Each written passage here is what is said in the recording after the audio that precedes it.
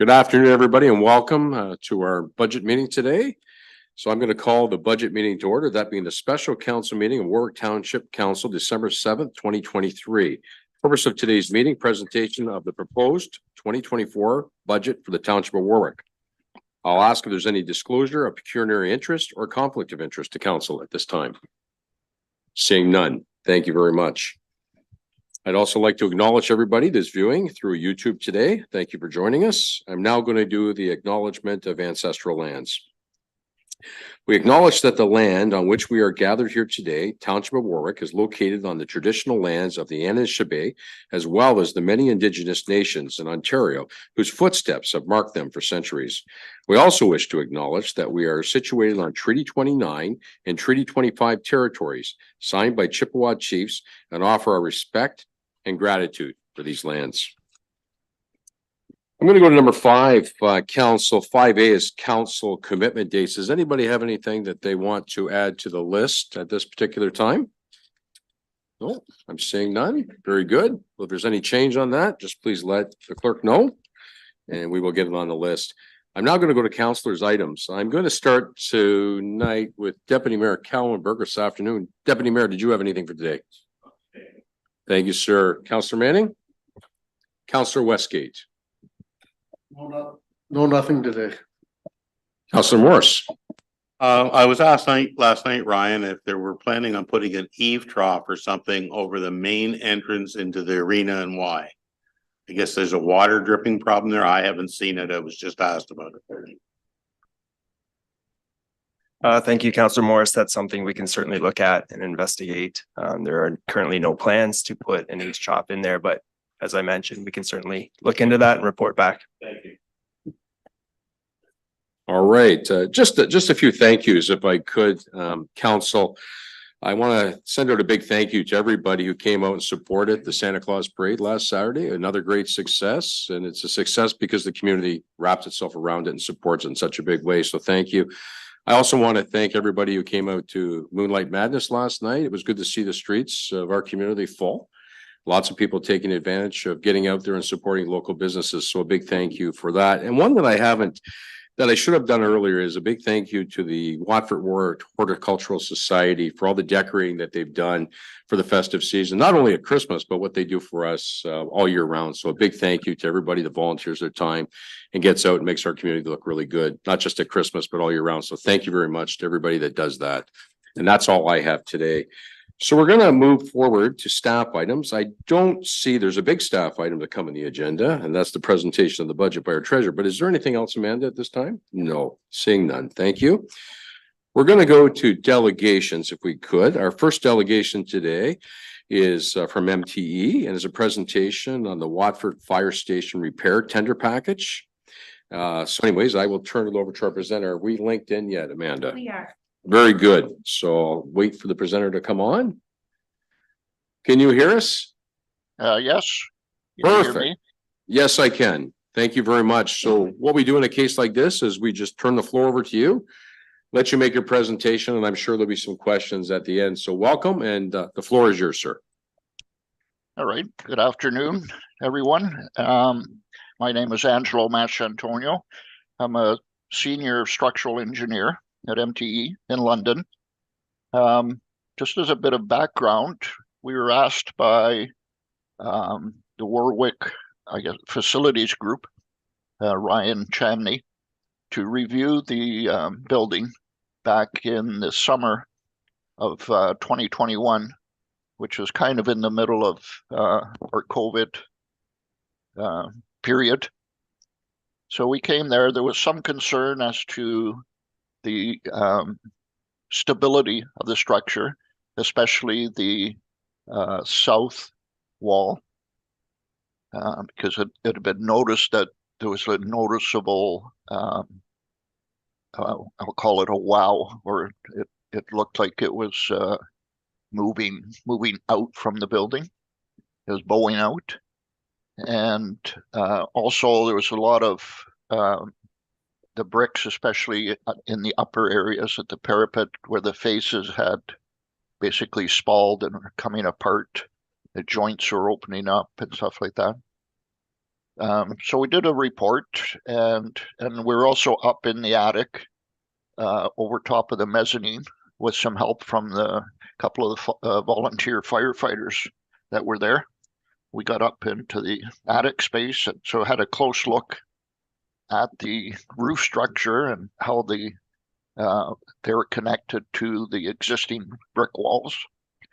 And so we found basically that, yes, the south facade, the south wall, was bowing out, and it was moving away from the wood members, the rafters, and the big timber beams that form the structure of the roof.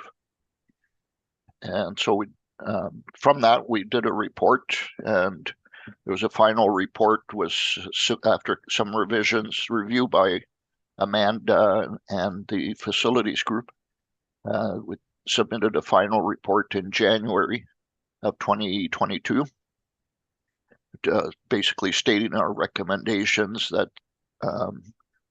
unfortunately there's no engineering way to, there's no formulas or calculations that you could do where we could say, yes, it's moved, but it'll be okay for another 10 years or another 20 years. It's kind of, yes, it's there. It hasn't fallen down, but if there was ever a, very strong windstorm, such as a, tornado or something like that, then there's a possibility that you could get damage. I think Amanda has put on the drawings. Yes, the drawings are in front of us, sir. Yeah. So the page you're looking at is just a basic plan of the ground floor of the building. And it just leads to, shows the various sections further in the document. If you could advance, okay, stop there, Amanda. So in the center at the bottom, we basically have redrawn what the south facade looks like. And all those pictures that you see sort of spread around are sort of specific areas. And the pinkish color that you see isn't the brick, it's just us highlighting the bricks that are in bad shape that need to be replaced. So you could see that the majority of the bad bricks is up in the parapet area, up near the top. And we're also, it's hard to tell in there, but you'll see sort of going up in line with the rafters, you'll see these darker squares or rectangles. So those would be galvanized plates that you would see on the outside that would get drilled through and connected to the wood framing in behind. And basically that restrains the wall from moving out. So that's essentially the gist of the project, is to repair the spalling bricks, because if nothing is done, they'll just continue to keep spalling. And the south side is the worst because during the winter time, you have sun on it and you'll get days where it's close to zero, or you might get some rain. The wall gets wet, and then at night it freezes, and you get this effect. That's basically the water freezes inside the brick, and it literally just bursts the face out. So that's what's causing the all that spalling. Unfortunately, there's no way to stop it. So at best, basically every 25, 30 years, you would go in and replace the bricks that have spalled, that are in a worse shape. Now, as far as I can tell, none of this area has ever been replaced. So you're looking at bricks that are over 100 years old. So it's done. It's done its job. It's lasted for quite a few years. So by replacing the ones that are severely damaged, then you can certainly get more life out of the building.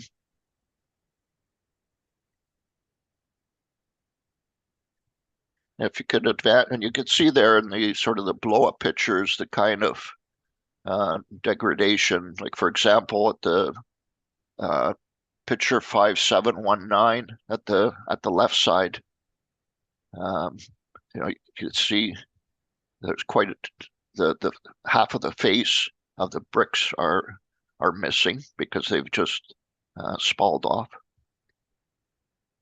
And if nothing is done, eventually it'll become a structural issue because more and more of those bricks will degrade, and you'll get more water going inside, and it just sort of it's a progressive failure. And then you'll start to get the freezing further in, and the inside bricks will start to spall. So it just becomes a harder and harder process to fix it. If you could advance to the next drawing.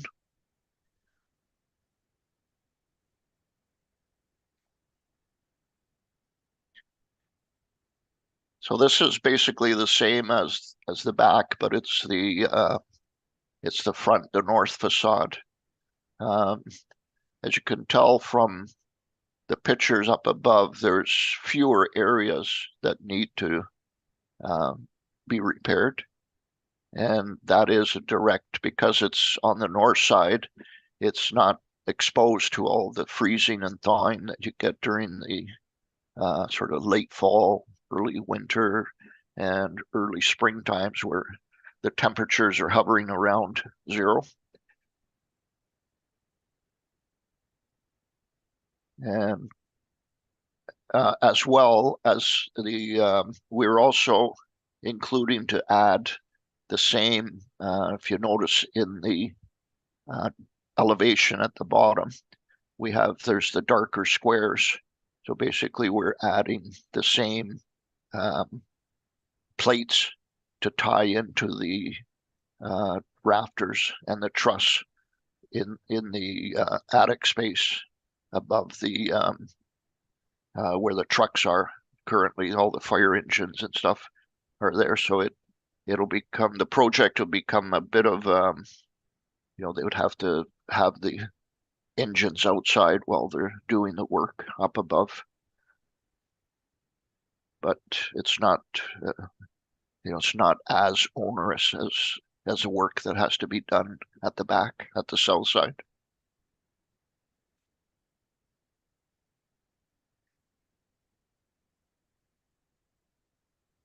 And then the next drawing is the west facade.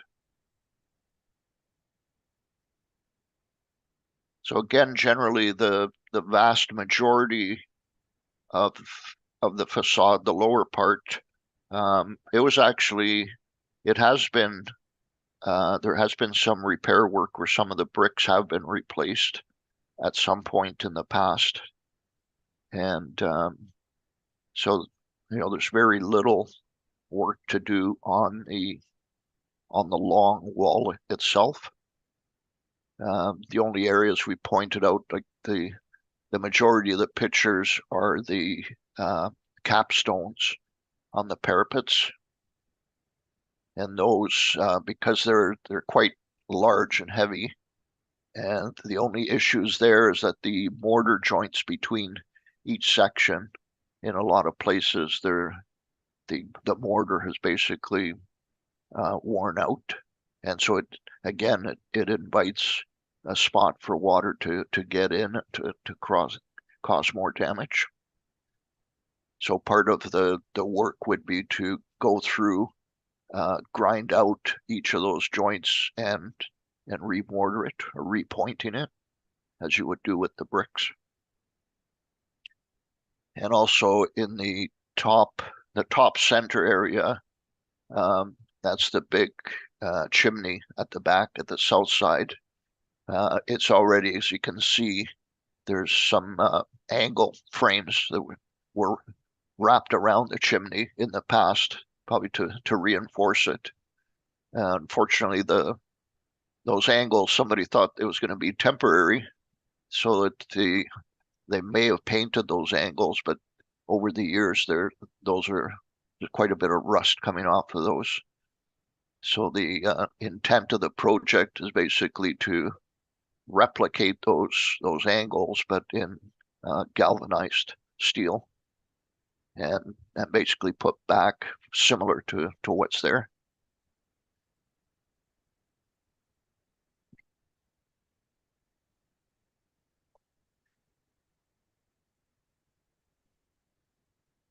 And this is more just a cut through the building, just to show how the roof trusses and the rafters are put together.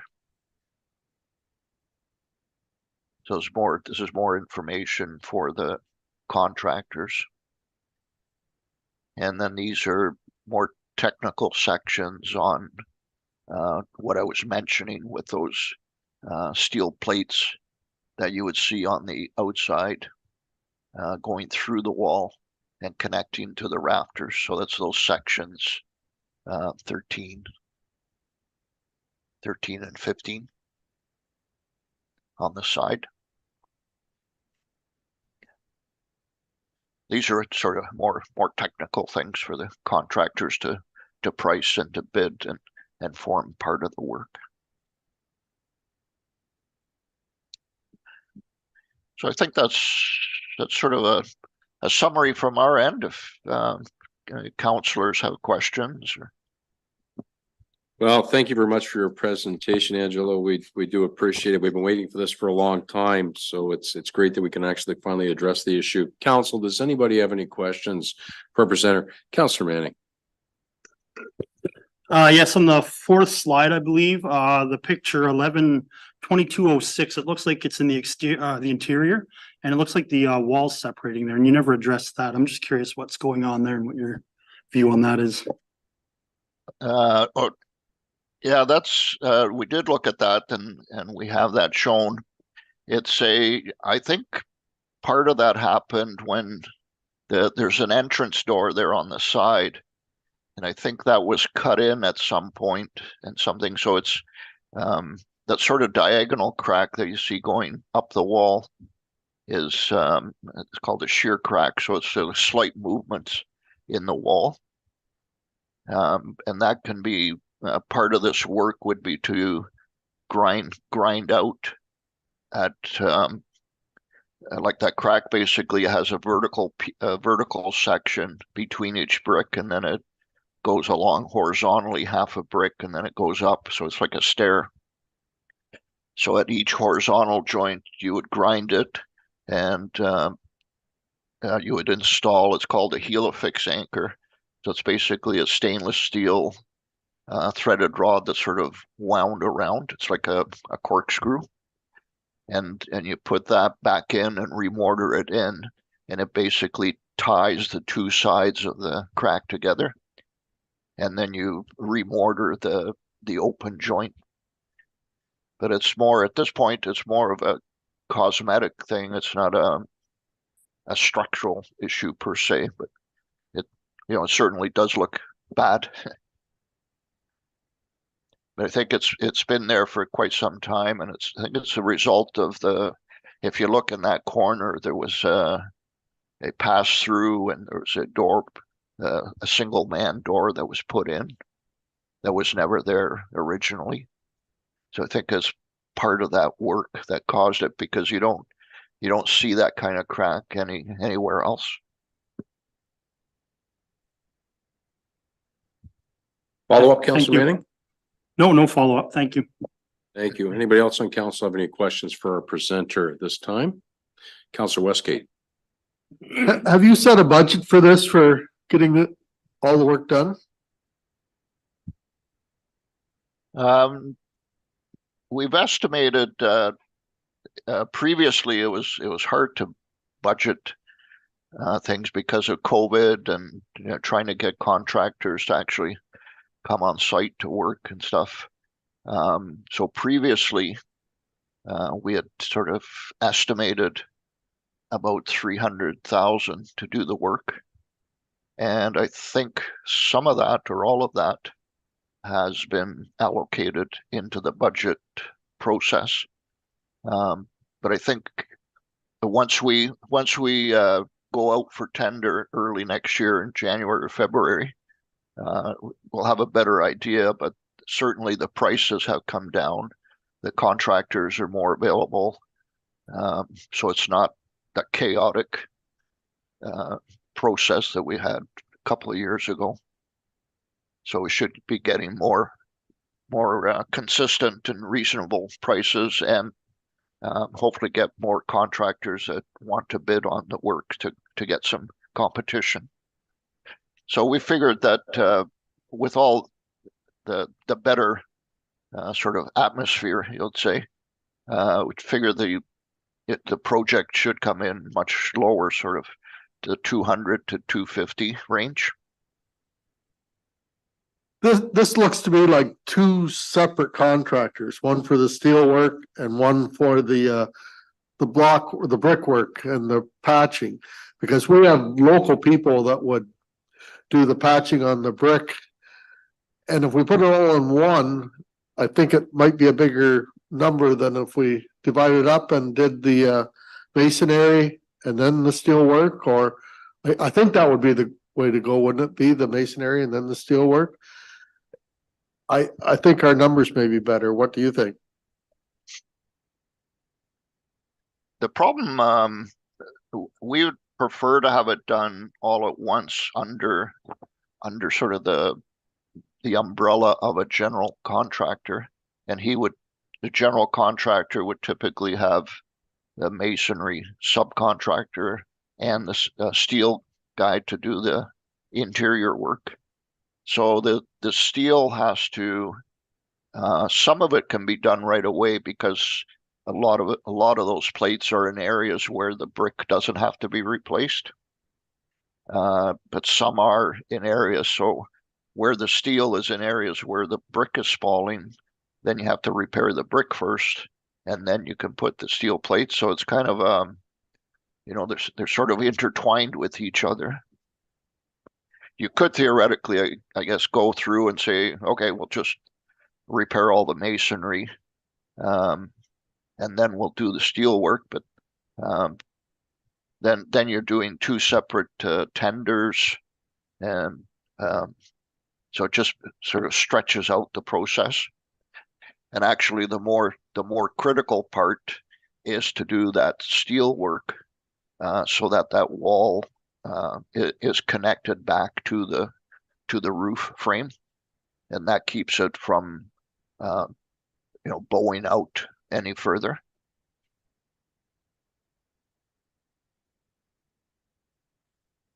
Follow up, Councillor Westgate, if any? All right, thank you, sir. Anybody else have any questions for our presenter? Our treasurer has just left the room for a second just to check the number that we have put away, just to confirm. So again, this is information we've been looking for quite some time. Obviously, it's good to have this chat. Again, so you're probably, I guess I'm trying to read between the lines, sir, and I know it's hard to put a number on things, especially in today's times, but it's nice to hear that the market's starting to soften a little bit. And there's more probably opportunity to hire somebody to do this job. So you're thinking probably, I don't want to put words in your mouth, probably in the 275, 250 range. Am I correct? I don't want to put words in your mouth. Yeah, I would think so, or possibly even lower. Just depends on, how hungry the contractor is to do the work. And certainly if there are local masons, that would be to the contractor's advantage. So, you don't have to have a mason from London or somewhere else coming in. If they could be hired. And that once it goes out for tender, if there are local masons, they, could submit their price to do the repair work to the general contractors. But it's always good to have sort of a general contractor to basically coordinate everybody. And, if get everybody in doing their work in the right order. So it's very timely that we're having this discussion today. Today is actually the first go at our budget here locally in the municipality. So I'm going to call on our treasurer just to inform council what we've got put away in this account in a reserve. And I'll turn it over to you, Trevor, please. Thank you, Your Worship. In 2022, we put in $350,000. And at that time, we were at the peak of the cycle of pinch points for contractors. And the recommendation was to put in another 300,000. So we're sitting with 650 on this project right now. We have spent close to $30,000 in engineering fees and services to date. Okay. So that's information, good information on the positive side for us to know going into budget deliberations. So does anybody else have any more questions for Angelo today on his presentation? Seeing none. Thank you very much, sir. Deputy Mayor Kallenberg. I'm just curious if there's been any structural movement since the first look at the project. Has anything moved or everything stayed the same? Do we know that? We were out last summer we had through Ryan, they arranged a Zoom boom to get up close to that wall. That's how we were able to take all of those close pictures. We certainly didn't, we haven't set up any instrumentation to see if it, moved out 2 millimeters or 3 millimeters. It certainly hasn't bowed out considerably. The bow is noticeable, but whether it's, if it has moved, it would be only, a millimeter in the millimeter range. It's not a significant movement. Thank you. Follow up, Deputy Mayor? No, that's everything. Thank you. Yes, Councilor Morris. Just for Trevor, so we have 650,000 already in the kitty for it.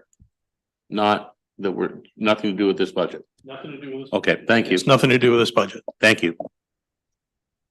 Very good. I'll ask one more time. Does anybody have any questions for our presenter?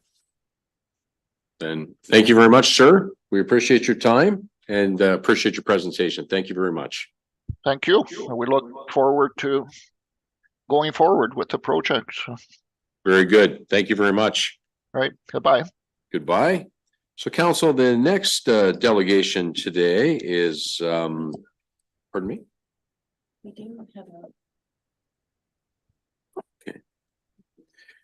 Yeah, and yes, and the clerk's just reminded me there's a recommendation to move forward with the tender. And again, I guess what we have to discuss in doing so, we've been given some new information today on the price tag of this particular job. It's not going to be $650,000, which seemed like a lot of money at the time.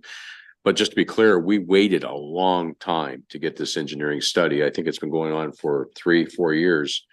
And that's a lot of time. So finally, we've had that opportunity, and there's a lot of money that was collected through the tax base for this project that obviously is not going to be needed. It's already been collected from the tax base. So there is a recommendation to move on with the tender. How does council feel and wish to deal with that information at this time? Just 1 second. How does council wish to deal with that? Do we have a mover and a second, or how does council wish to deal? Yeah, I'd like to go ahead with the tender, but I'd like to make sure, like, we have block layers in town here that could do that work and probably be the general contractor too and hire somebody to do the steel work. What the company in Elvickton that did the steel for up at the arena. I just want to make sure that they are aware. The steel work, I don't know, probably 50,000-60,000 would cover the steel work. And if you put a couple guys there for 2 weeks at 2,000 a day, we're a long ways away from that money, and I never did quite figure out how they come up with the 600 and something before. Yes, thank you, Councillor Westgate. It was a big number, and I think it was waiting on that engineering report. And I think it was our folks trying to put a number on it without that report being present. I mean, it took a long, long time to get the report, and really it made it hard to figure the number. The good news is that we're sitting on the positive side, which is great. And again, like a lot of tax dollars have been collected by the municipality, but goodness gracious, there's a lot of places that those dollars can go. And we're also looking at budget right now and the impact on our residents during some very tough times. So is it something that council would like to maybe get a little bit more information back on a report outlining the financial aspect of it? Maybe some options that may be available, or do you want to move forward with the recommendation to put the tender out? That's just what we need to know today, whether we want to move forward with the tender. We don't have to move forward with the tender today. It can be brought back at the next budget meeting for reconsideration. Councillor Westgate. I'd like to make a motion, we go ahead with the tender, see what it comes in at. I mean, we do not have to take it if it's way high, but we should go ahead and get it fixed. It's been sitting there a long time. I see a nodding head from you, Councillor Morris. Are you seconding that? Yes, I'll second that. Thank you very much.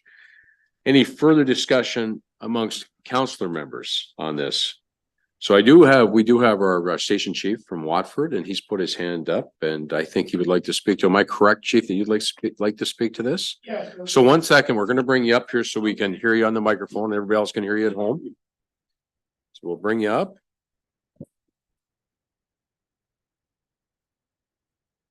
And Amanda's got you already hooked up, chief. So when you're ready, go right ahead. So, since this started, I did have, Chris Cran went up last November and started taking measurements.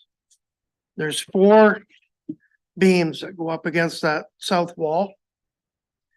The 3 beams to the east since last November have moved 1/4 inch out the wall and the beams. The farthest one on the west side hasn't moved. The wall hasn't moved, so it's kind of twisting a bit.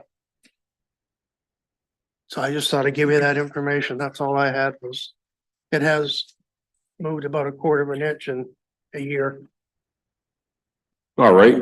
All right. Well, thank you. Thank you very much, chief, for that information. We appreciate that. So now I'll go back to the question. We've had a mover and we had a seconder. I've asked if there's any further comment. I saw none. I'll ask for it one more time. Any further comments? Seeing none, I will call the question. All in favor? That is carried. Thank you. Good discussion. Now we're going to move to 7B, our next delegation, and it's a verbal update from Chris Learman from Spreet & Associates on sanitary infrastructure requirements to support Heritage Creek subdivision. So Amanda, I'll give you a chance to get Chris patched in.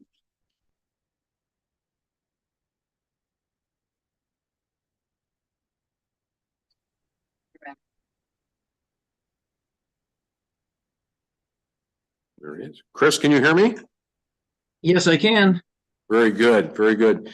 Okay, Chris, you know the drill. You've been through this enough times. I'm going to turn it over to you. You'll have the floor and council will ask questions either during your presentation or preferably after. So the floor is yours. Thank you. Okay, thank you. I'm not sure what introduction was provided, but I am going to be providing a summary of Heritage Creek subdivision, which is in the northwest part of town, just off Confederation Line. Specifically, the item to discuss is the sanitary servicing for the subdivision. There have been several iterations of designs for the subdivision. We're nearing the end towards approvals. The primary issue right now relates to sanitary servicing of the site. I will ask to share the screen in a minute if I can. I'm going to put on the screen the current plan and profile from Heritage Creek, showing their main north-south road, which is John Street, which aligns with the current John Street to the south of Confed. Is it possible to share screen? Yes, Chris, please go ahead. You should have permissions.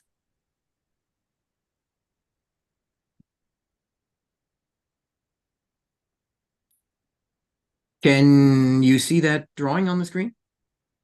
We can, yes, thank you. Okay.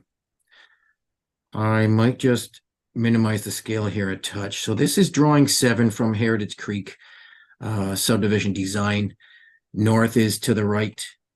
This is existing John Street, Confederation line. This is their main road in and out of the subdivision.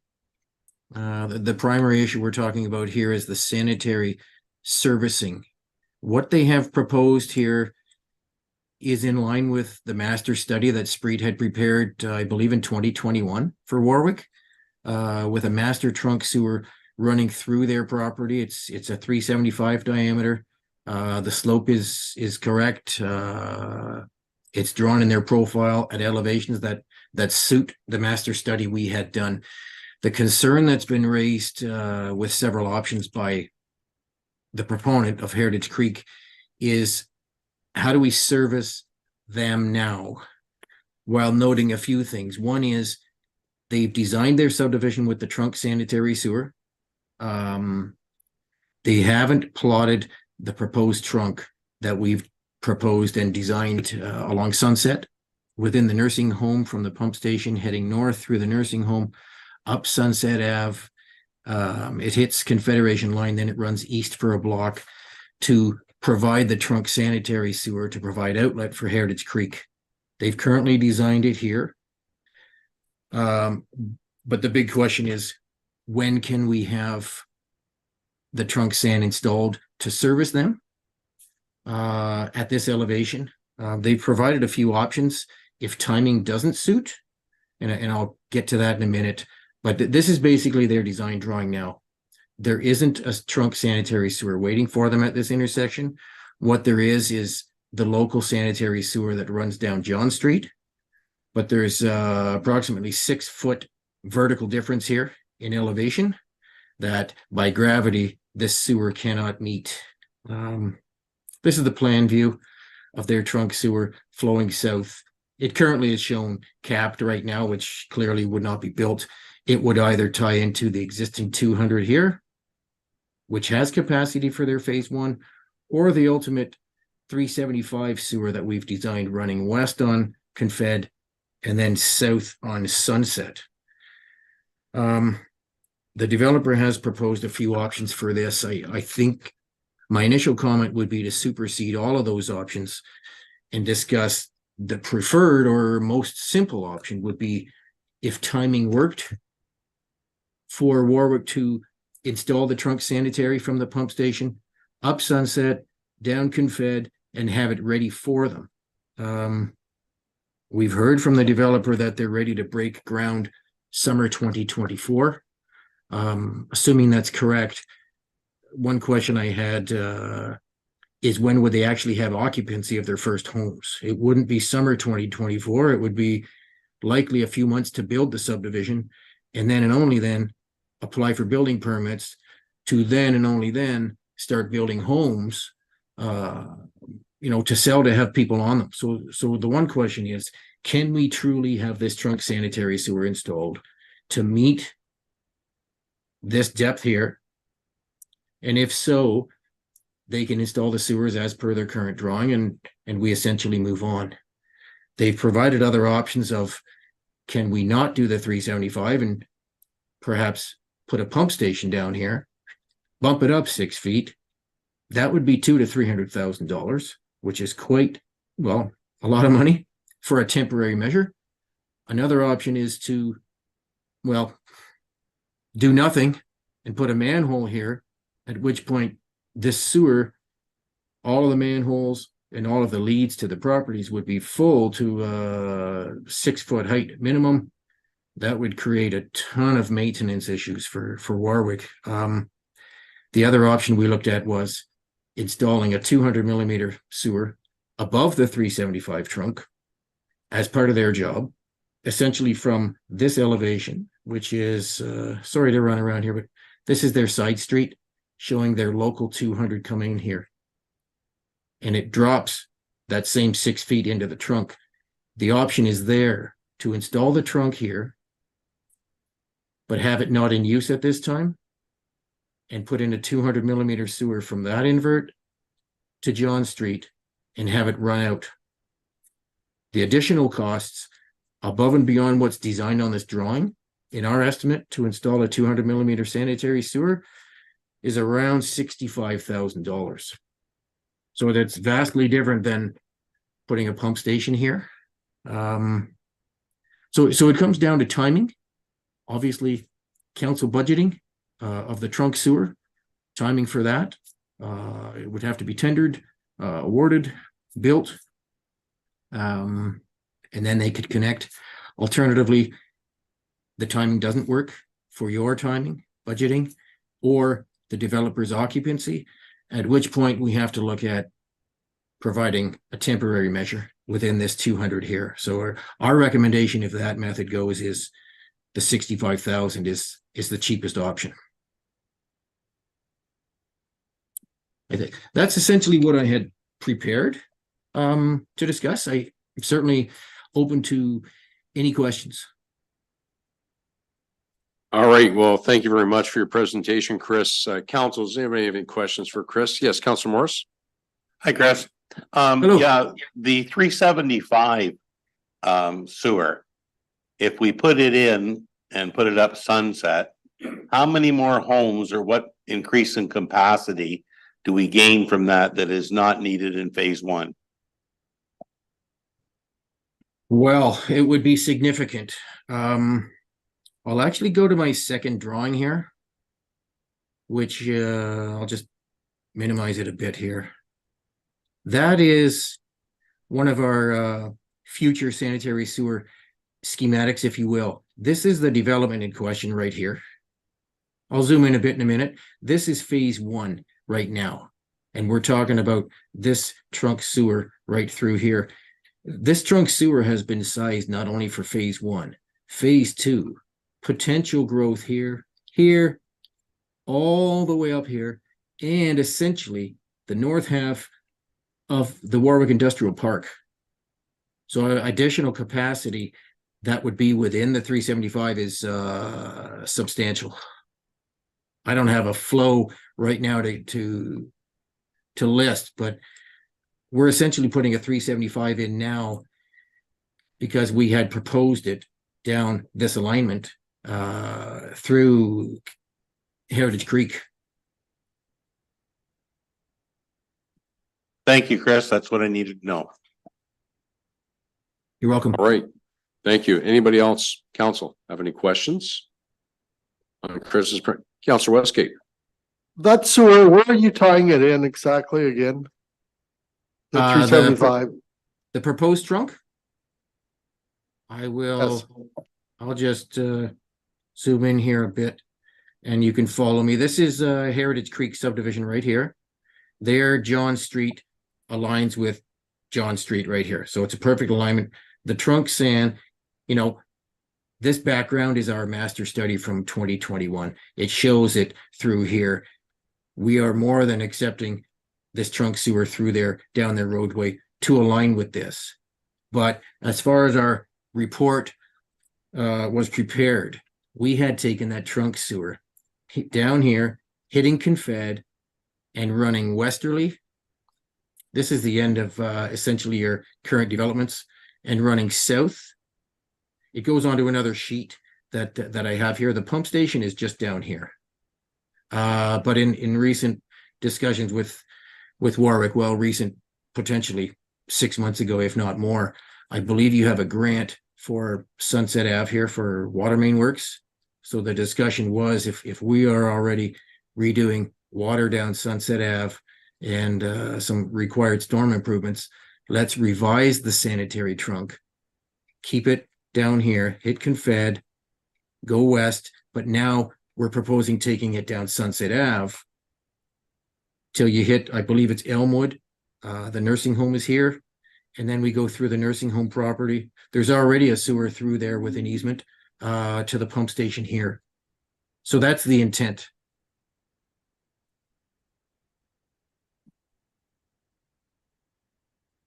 And how much money do you think that's gonna cost? We have prepared that tender package is prepared. We've prepared drawings on Confederation Line and down Sunset Ave through Elmwood, through the nursing home. Our estimate for that was broken down into all of Sunset and everything south of Confed. I believe that was around 3.3 million. And the Confederation portion, including road restoration, was around 700. So I believe it's around $4 million.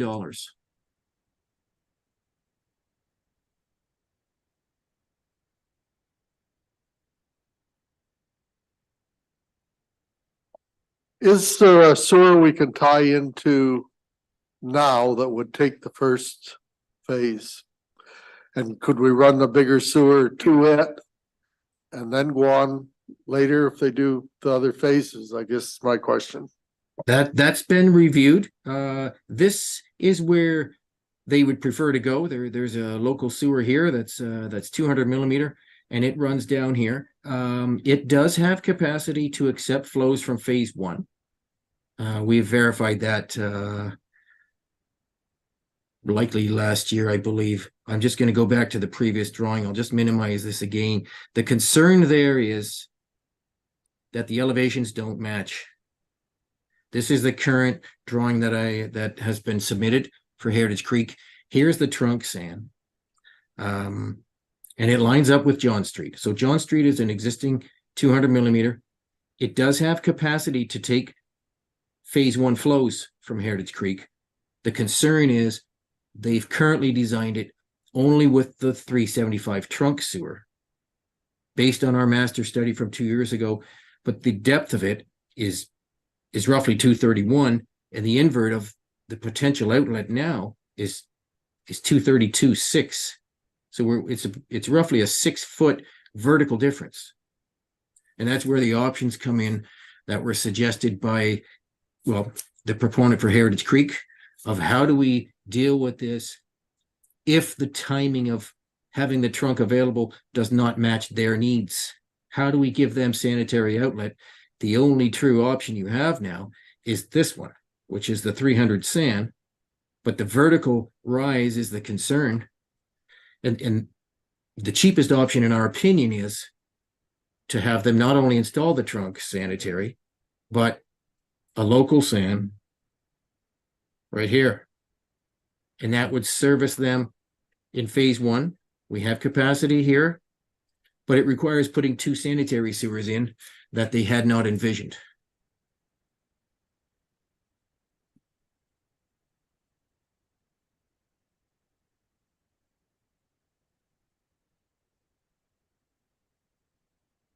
Second.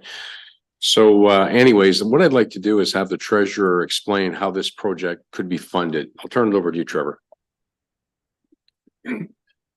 In 2021, we wrote a grant for ICIP Green, and this predates half of council. And it was for replacement of aged deficient water main and related apparatus along high-risk areas, including Sunset from Confed to Victoria, Confed to John Street to Sunset. This was written at $3.2 million. We went through periods of time whereby, as we learned just with the previous one, whereby we got told to increase it based on where the market had gone, and we increased this also. You're going to see in your package here, we've budgeted this based on Chris's last information to us at 3.5 for the Sunset project. Out of that 3.5, 2.28 comes from a partnership through the ICIP Green from the feds and the province. Our portion at 3.5 would be 1.2 million. To go tie into Heritage Creek, they are exempt from the development charges because they were in line before then. However, they're not exempt for connection fees. So the connection fees would cover our costs to put the trunk in to extend to theirs for the 375 line or whatever solution. The difference is we would be paying for it ahead of time and then collecting it as the tie-ins occur is how the proposed plan would be. Well, thank you very much for that, Trevor. Any questions on the information Trevor's just given us? Seeing none. Councillor Westgate, did you have a follow-up, sir? If we pump the whole subdivision, it's beginning to look like it's going to be cheaper.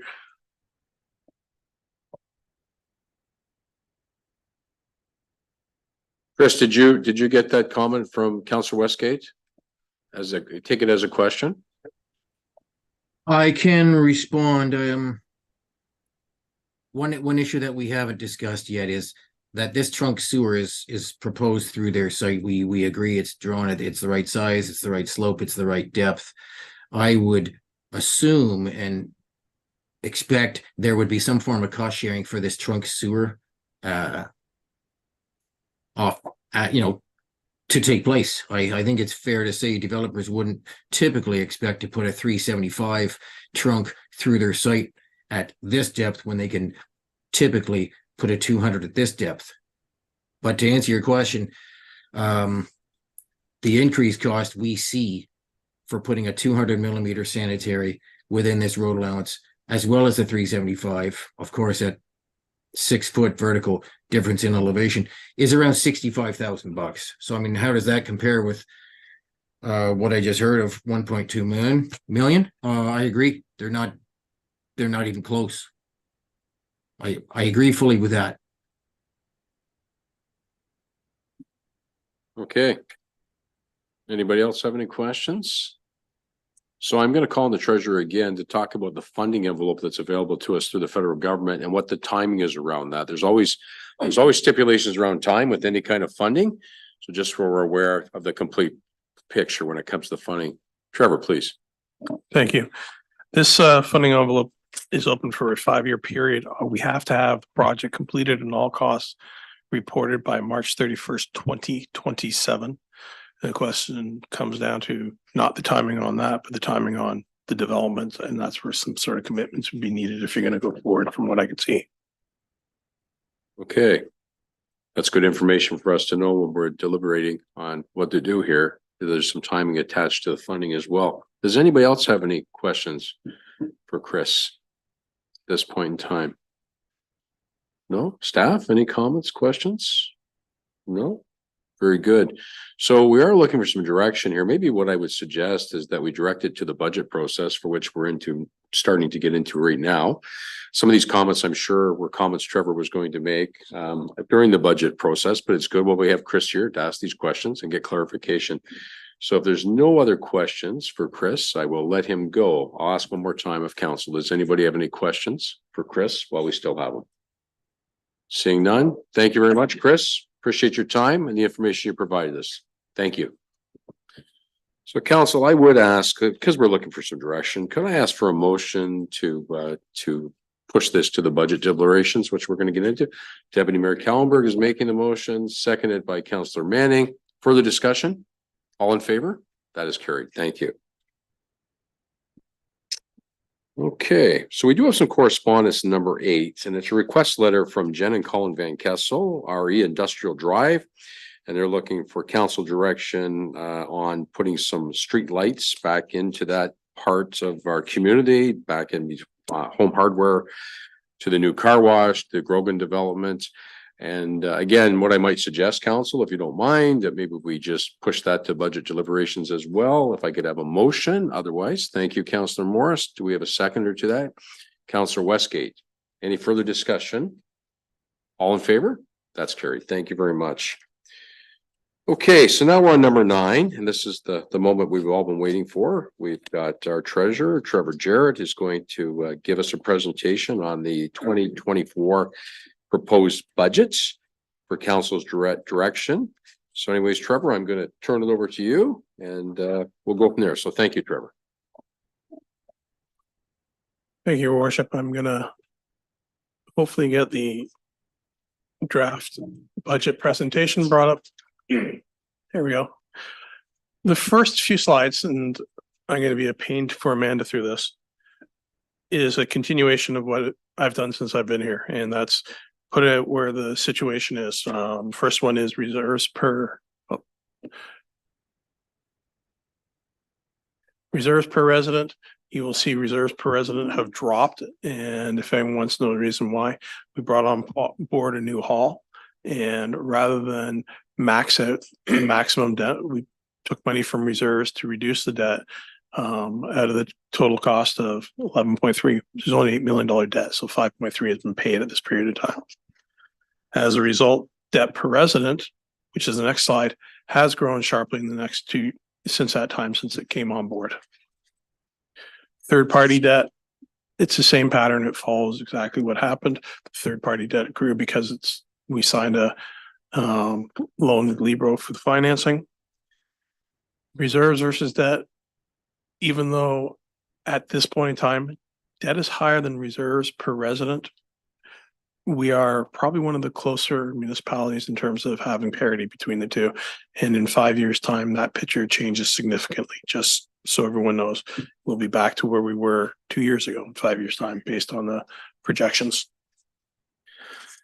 Debt servicing costs, again, they have risen because of the new facility. Your total debt servicing cost for everything this year for 2024 is going to be $1.2 million. The next slide is one that shows what mill rates are charged per municipality in the township, in the county, and also what taxes are paid to the lower tier, or including the county on here for effect if you had a $300,000 home. So like Warwick is the lowest, even lower than what is paid to the county for residents of the township, whereby only $1,408 of their tax bill on a $300,000 home would go to the township, whereas $1,415 would actually go to the county. The next slide is an addition that is not in council's original handout, but was one that was suggested as a way to crystallize this. We know that next year, Petrolia have announced a preliminary 1.5 increase. Sarnia have come down to 5.22, and Brooke Allenson has come down. They haven't announced yet. Last year, they were 5.77. If they come in at half of that this year, where do we all stack up? Ours initial, and I say initial strongly because we'll get to it eventually, is 5%. So even though our increase is going to be higher than Petrolia and roughly the same as Brook at the time, we're going to be half of what Sarnia is. And it comes down to where the mill rate is. Our mill rate is half of what these are roughly. So at the end of the day, yes, we are going to have a stronger increase at 5% than Petrolia at the 1.5. However, the taxes that a resident would pay would still be half, as opposed to having the same value home in Petrolia, less than half of having the same value home in Sarnia, which unfortunately I happen to have, and less than if you're in Brook. So I'm just showing this, and I'm going to conclude this going forward, hopefully to provide a little bit more granularity into the process and tie it into mill rate for everyone. One other thing, next, these are just my similar notes. Again, MPAC has postponed the assessments update. Each 1% tax increase, if we go off 2023 rates, would be a 28,000 plus increase. However, 5% increase this year would give us 143,000 extra income. The residential and commercial growth through new developments or redevelopments increases the CVAs on certain properties. That's a $37,000 gross growth across the board. Combined, it'll add $180,000 to our tax base. So we go from basically 28,000. If we adopt 5% in with growth, we will then have a tax increase of every 1% being roughly $30,000. County and education taxes for 2024 are unknown at this time. If we transfer everything across in terms of dollars, a 5% tax increase would add $3.73 for homes for each $100,000 of CVA that they have. Next slide, again, another tax comparison, proposed Warwick, where we would land. Second lowest, the median, and the highest, and what would come in if we were at those various different tiers. And I've done it graphically in pie charts also, and you can see in the blue, we get 40.5% of the taxes. If we're at the medium of the county, we get 52.9. If we were at the highest, we got 59.4. Just for reference. Tax comparisons. Were $136,000 with a proposed 5% increase, lower than the next lowest tax rate in the county. It would take 1 year at this rate to surpass them. The average would take 12 years, and if we got up to the highest, it would take 23 years based on our growth. So everything said and done, on the initial swing through of the operating, our budget is going to be short by $583,000 with a 5% tax increase. Every year we start out where we're going to be in a deficit situation. Spend doesn't happen as prescribed.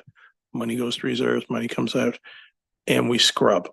The scrub happens a lot of times when my staff pulls it and informs me, and they inform me constantly that how things are being recorded are different. The last 2 years have been more of an anomaly because we're onboarding 2 new buildings, and how things get costed and getting it right sized is more of an issue. And we will circle back to that in a second. Next is the proposed tax rates across everything. What it would mean out of the 6.9 or $7 million that would be collected, 3 million would go to the township, 3 million would go to the county, and roughly 1 million would go to education. Next slide just shows you a tax simulation of how it's afforded. 48.4% of the tax revenue comes from residents. The next biggest component is the farmland, and it goes from there to commercial. So like it's split amongst different categories. We're not seeing too much change over the years. This is relatively consistent.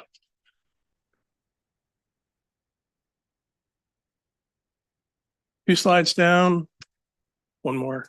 There's your departmental breakout based on what's proposed today.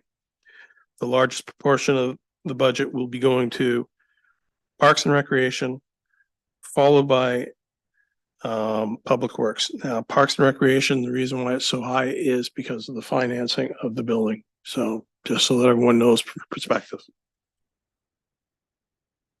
Next slide gives you department budget allocations and where it is. And although, as I say, Parks and Rec are going to be the highest in terms of cost under control. Ryan and I actually spoke about it today. He's got less than 60% of his costs are uncontrollable costs that are set into programming costs and everything else that he has no say over.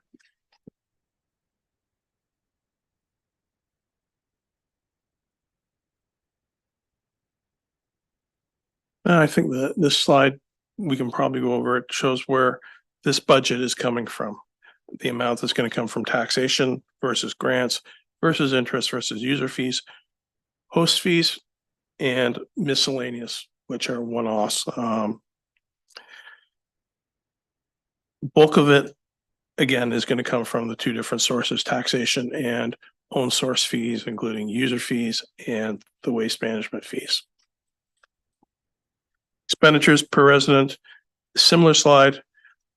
In this budget, we've got operational expenses of roughly $1,775 per resident, capital of $1,200 or $1,179, and then debt servicing of $330.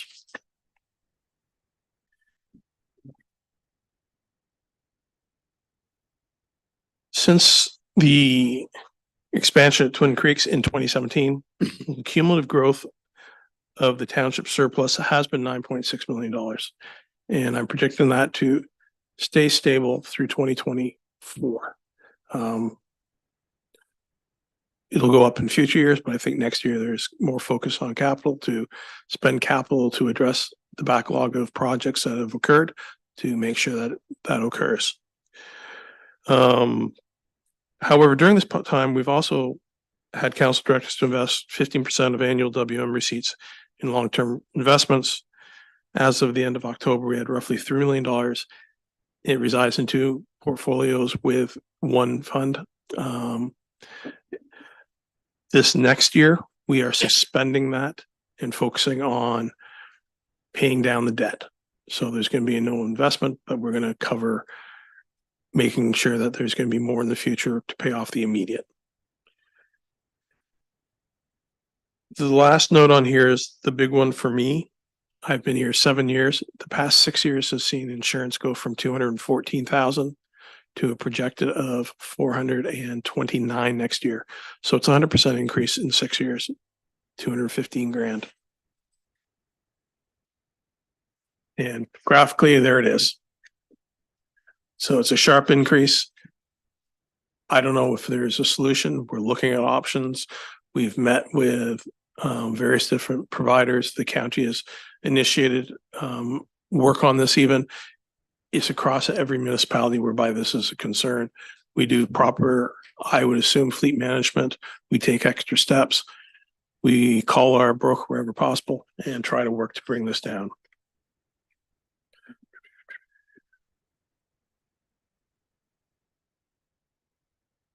Essentially, my last two slides, the second to last one I'm going to go to. The next one, Amanda. Wrong direction. Too far away. Again, we've highlighted the 5% increase where we're going to be drawing from reserves. Again, I don't expect that to be, it's just where we are today on paper. The debenture repayment, principal repayments 1.2 will be sourced from alternative funds in 2024. Budgets for wages have increased to reflect the rates as per the collective bargaining agreement, but no increase has been projected for the 2024 wage study that is in the minor capital for your consideration. We will fill that by vacancy rate based on where we anticipate that going from. A 10% insurance rate increase has been applied to every operating budget accordingly. OMPF, by having a very, I guess, current asset management plan, you have the availability to predict and increase your asset management plan at certain rates, CPI generally. Ours is current. Council has taken a lot of pride and effort in the years to direct staff to do that. Relative to our peers, we actually grew in OMPF last year by $900. And that might not sound like a lot, but in prior years, when we were seeing shrinkages averaging 18%, last year we held stable. This year we actually grew. This is a marked improvement for us. OCF formula, it's increased by $82,000 from last year. And last year we doubled from what we had in 2021. We're at 620 for OCIF. Risks, again, we're in a market whereby capital overruns are always going to be a consideration. Based on what I've heard today, it sounds like it's softening from a couple of engineers. When we go to tender, we will see for sure. We've got no investment into the one fund for 2024. As we continue to scrub and we get down, the contingency that's been softness in any sort of operating budget is going. Any emergency situation will create an operating deficit, but again, as stewards of the finances, anything that comes up to that extent, we have a duty whereby we report back to council so we can address it accordingly and redirect funds as necessary. And that is the operating portion. I do have a couple of notes before we go on. The cumulative impact of no CVA increases over the 4-year period that hasn't happened has cost us about $400,000 based on where they were before. I don't expect that to happen anytime soon where it's going to come back in. And when it does come back in, there will be caps in terms of what you increase it by, which is the only fair thing to do for ratepayers. Our minor capital that we have in this budget for consideration, which is tied into the operating budget, but you do have separate sheets for it, is $671,000. On an initial scrub, whereby my staff has come back to me, primarily Linda, we have found roughly $50,000 to $75,000 that I would comfortably say will come back in the second one as a decrease in terms of our costs.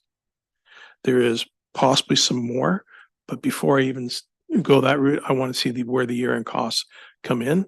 I probably have gone too high, and I have to be conservative on one service. And by the next meeting, I will have more granularity to it. But with a 50 to 75%, council can definitely offer a reduction in the tax rate. The question is, what level? 1% would be comfortable. 1.5 might be comfortable. If I come back at the end of January and say that we found additional funds, the 5% that we're talking about, we can come down.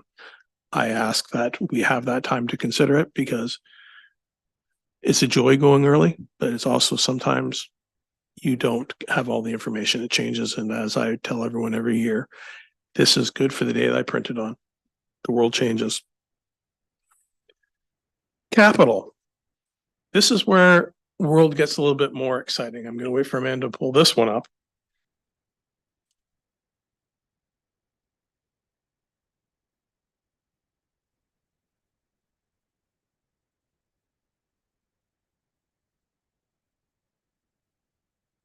As in every year, we continue to maintain a 20-year long-term capital forecast. It was presented and shown for fire departments to council at the fire meeting, and we have that for every department. We build off of that, and in conjunction with the asset management plan, to develop where we believe the capital dollars should go in any given year. It was enhanced in 2019 with recommendations from the facility condition report, and the work on the Watford Fire Station is actually a result of the facility conditions assessment, where it was formally discovered. And it's since that time that we've been working through to try to find the right solution. The big thing is OCI formula calculations now use asset management plan current replacement values and will be monitored annually. One of the projects that we have in this year is the refresh of our current asset management plan based on OREG 58817, whereby we have to have non-core assets in, and we can also revalue the value of our core assets at a given time. It's a significant project. There's also 2025 deliverables tying into the operating cost to support your asset management plan. The proposal that you have in here is going to be one that is going to do 2024, 2025 in one fell swoop. And it also ties into updating the facilities condition assessment, so it's current, so that we go in with the best information and most logical pricing going forward, so that we aren't leaving money on the table when it comes to other projects. Thank you, Amanda. This year, we propose $3.3 million towards the capital budget. That comes from various different sources. Primarily, the sources will be, we start with the waste management fees. In the budget, you will see it's $4 million is what we're anticipating. We deduct out the debenture payments because they're committed payments. That takes us down to 2.8. Knowing that there is a desire to pay down the LCC in a shorter period of time, and we can pay back 10% of the principal every year with what we've signed with Libro, we've deducted a further $800,000 from there. OCIF formula, we have $626,000. Gas tax hasn't been confirmed yet, but the belief is it's going to be the same level as last year, 117. And then we're taking from reserves in this budget 3 numbers.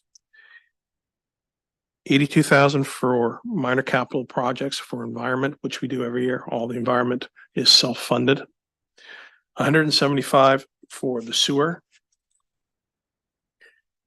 And the project that we've talked about Sunset, the direct project costs that relate to water are estimated to be $300,000. We've included that in. So if that project goes ahead, it adds another $300,000 that I can pull from there. If it doesn't, and we repurpose it, which is a $1.2 million project, $900,000 would go back into the pot rather than 1.2. Because that 300 will not be able to be addressed. So even though we're going to pull money from water reserves and sewer reserves this year, we still anticipate them to grow next year. Net effect, we expect water to grow roughly by 450,000 and sewer reserves to grow by $22,000. We have to increase it in order to be specific legislative requirements to provide for future use.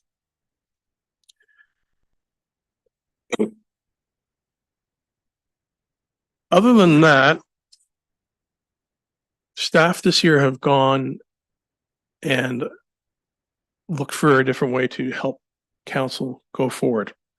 We have in here, if I can find it, one more slide. I might not put in there. Here's our recommendation of projects we believe should go forward.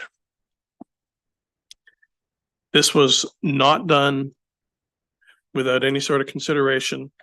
And what we've done is we've adopted a rating system for capital projects based on 9 criteria. The department managers went through and they rated their projects, and the highest rated projects are the ones that we present today for funding. It's up to council's discretion. And I've lost a sheet of paper that I wish I could find. Sorry about that.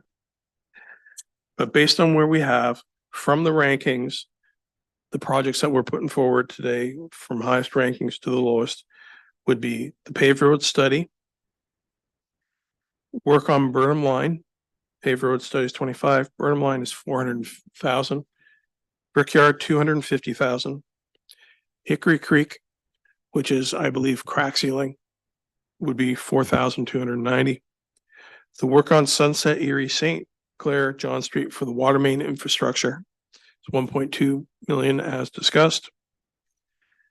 ELCC radio tower for here, $10,000.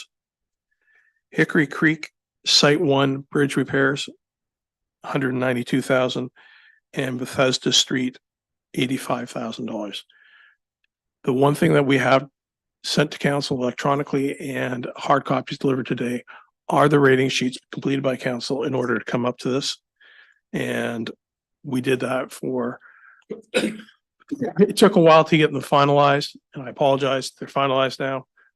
Please absorb them. If you have any questions, again, my door is open. You can talk to any of the managers who completed them about it. If we can go, I believe it's one more slide, Amanda. Nope, I lied to you.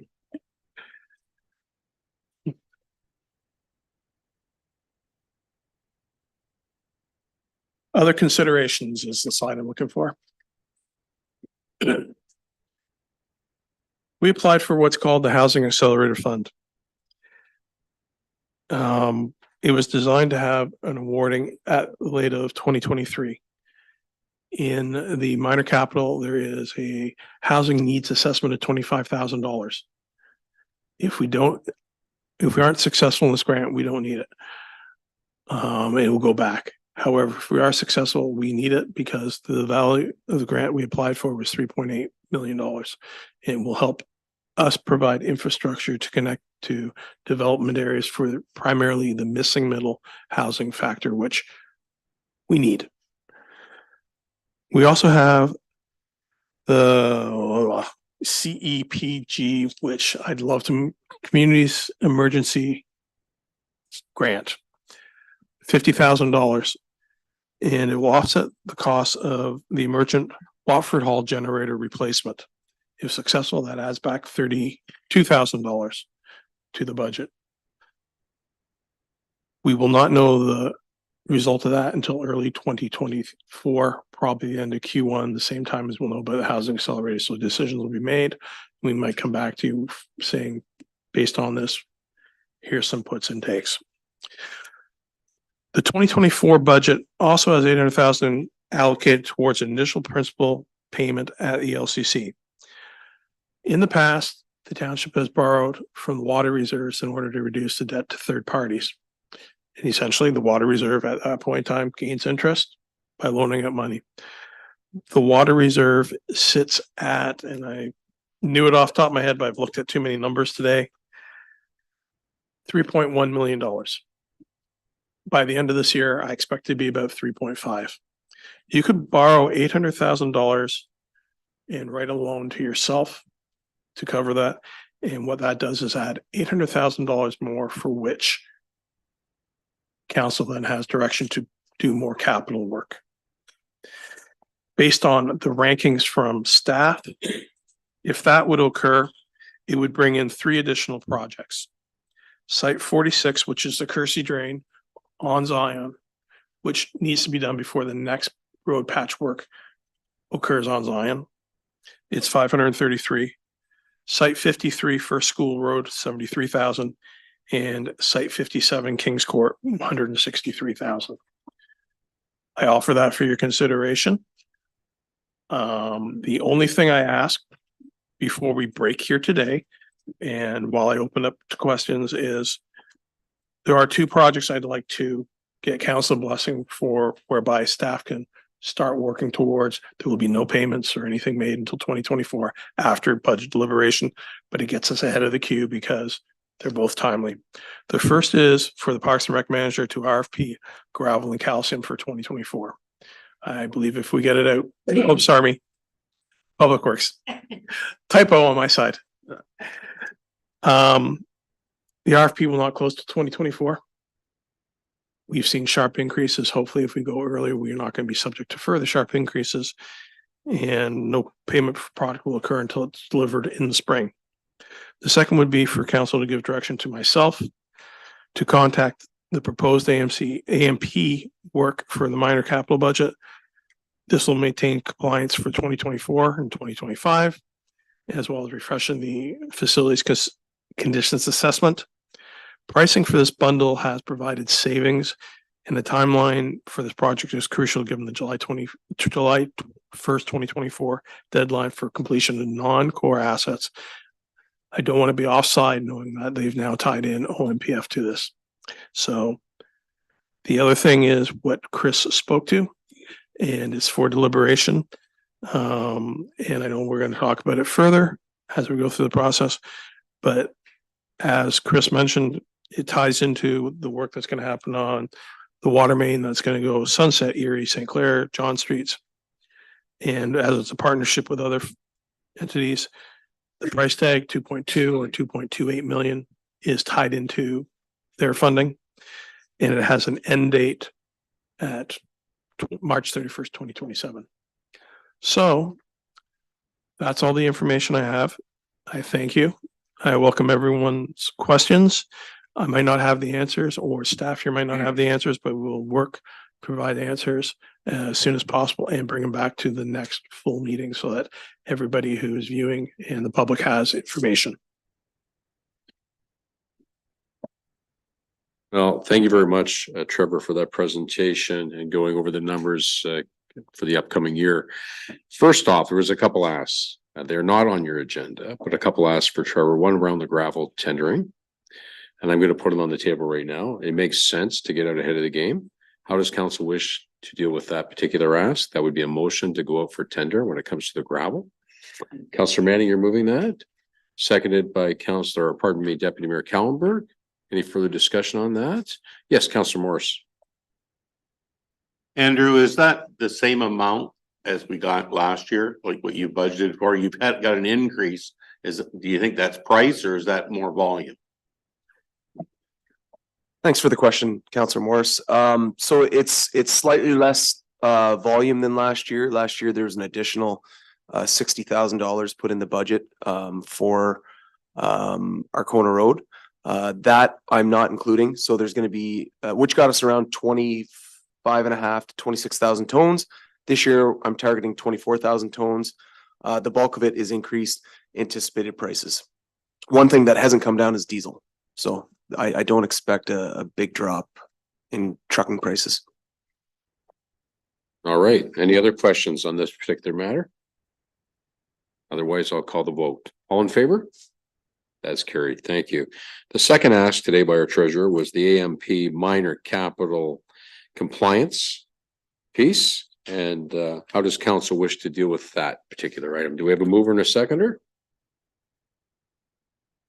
Moved by Councillor Westgate, seconded by Deputy Mayor Kallenberg. Any further discussion, clarification needed by council on this particular ask? I know it wasn't on our sheets today, but something that the treasurer wants to move forward from a timely standpoint. Seeing none, call the question. All in favor? That is carried. So, Mr. Treasurer, you have got those two things to move forward on. Thank you for the presentation. Now, on the presentation itself, there's an awful lot here to digest, and we all know this, and we've all had some discussions around it, individual discussions around it. Is there any questions council has on the presentation of the budget or anything that's in the budget binder as of now? Realizing that we're not going to be completing this process today, it will take one or maybe even two other meetings. Any questions, clarification by council on what's been presented or what's in the binder now? Yes, Councillor Morse. I guess this is Andrews again. I can't find anything in here where the sewer account is being charged for the Moffett drain extension. I believe it's about 160,000. Where is that money coming from? Do you want to take it, Andrew, or do you want the treasurer to take it? I'll let you guys fight over it. Treasurer? This might be one we come back to you on. Okay.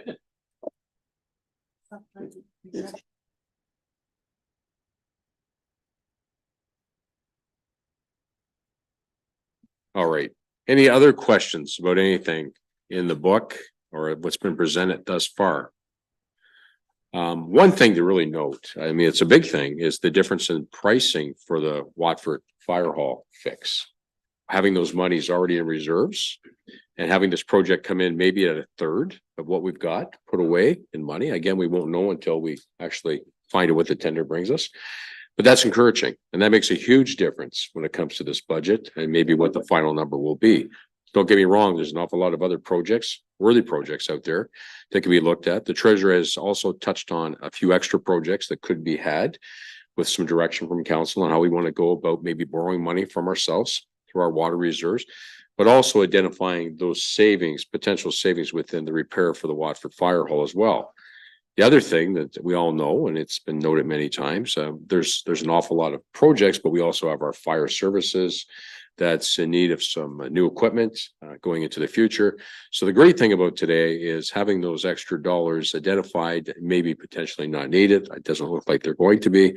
It gives us maybe some other options moving forward through the budget process. So anybody have any comments or questions? Again, I'll ask.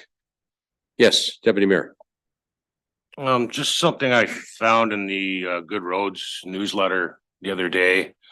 Currently on special projects or municipal projects, if the general contractor would be in charge of or responsible for health and safety, that has now changed. So we might want to be aware of that because we'll have more responsibility on health and safety on all these projects. So I just want to bring that to everybody's attention. Yeah, thank you for bringing that forward, Deputy Mayor. So that's something to note. Our insurance companies will probably be more than happy to increase our rates once they get wind of this, but that won't be till next year. So, but a good point to make. It does put more responsibility on us. Again, an awful lot in this book to digest. I know council's only had it basically for 3 days. I'm talking to everybody individually. Everybody thinks that some more time to go through is definitely needed. So we would meet again on January 25th, I believe, is our next scheduled meeting. You've heard Trevor, the offer to meet with anybody one-on-one to answer any questions. I know Amanda's included in that as well, is there as well with our department managers. So I would encourage anybody, if they have any questions, to please take advantage of that opportunity. So if I don't see anything else for discussion today on the budgets, I will move forward. Anybody else have anything you want to note today? Yes, Councillor Morris. Quick question for Andrew again. The paved road study, did we not just do one like a couple of years ago? Like, do we need another one? Yeah, thank you, Councillor Morse. Yeah, believe it or not, that was issued in 2019. So it has a 2020 date on it, but as recommended in the report, we are due for a refresh in 2024. So maybe just a question on that, if I could, to you, Andrew. How many of those projects that were recommended back in 2019, 2020 were completed, how many of them are still outstanding? Because again, we talked about going up for another study. We should have a pretty good idea of what's needed still based on that former study and what's been completed, what hasn't completed. So again, looking at trying to make the best use of taxpayers' dollars, that's a question I would have, and maybe where we put that as far as a priority goes in moving forward. So if you wouldn't mind answering that. So we have been able to tackle quite a few projects. When it was first the new iteration brought out, we had tackled all the F roads, if you can recall that term, and then we're moving on to the D. There are still a significant amount of projects that were slated in the 1 to year 5 range. A number of them that you see in the budget proposal today. So I can't give you an exact number on how many what percentage we have out of that project, but we're making some pretty good headway. But due to, our climate, a refresh would help us identify what roads have been deteriorating quicker than maybe they were in 2019 or 20. So that would help us prioritize projects sooner or change the scope and update pricing, of course, which have changed significantly from 2020. Okay, maybe what I can do, if there's agreement amongst everybody in the room, the council side, that maybe we could ask for a report to not put you on the spot like I just did, to update us where we are from that 2019-2020 study, just to look at what's changed. And again, that's part of the discussion, whether we decide to move forward with that study or not, but that would be good information back for council. Does everybody agree on that? Is everybody good with that? So direction, if I could, Madam Clerk, to bring that forward to our next budget meeting, that would be great. Anybody else have any other questions at this point in time? I know there's lots of them, but again, at the same time, we're going to get into this on the 25th in a big way. A lot to digest today. There's some flexibility. As I said, there's been some positives. I mean, when it comes to the funding and some of the reserves, but again, there's an awful lot to do. So I'll ask one more time if anybody has any other comments. If not, we'll move from the budget discussion to our next meeting, which will be January 25th. Is there any new business today, council? I have nothing on my sheet. Seeing none. Of course, we did not have a closed meeting session today. I'll go to bylaws if I could, Madam Clerk.